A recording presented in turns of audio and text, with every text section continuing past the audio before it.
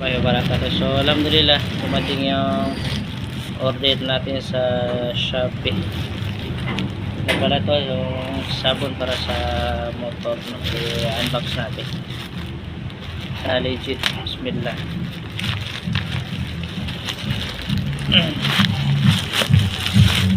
Yan. Uy, legit ata mga kapatid, no? Naubos kasi yung sabon ko sa motor, para pogi yung motor ni baby.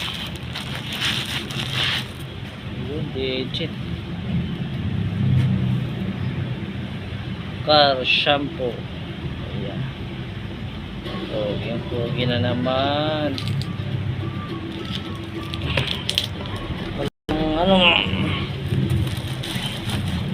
Walang kasamang walang kasamang foam.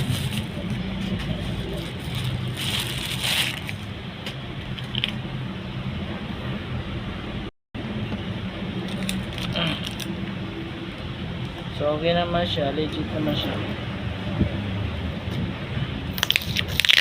Mamaya try natin liwan yung try natin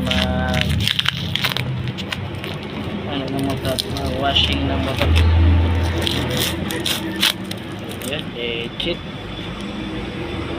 Scar kilo.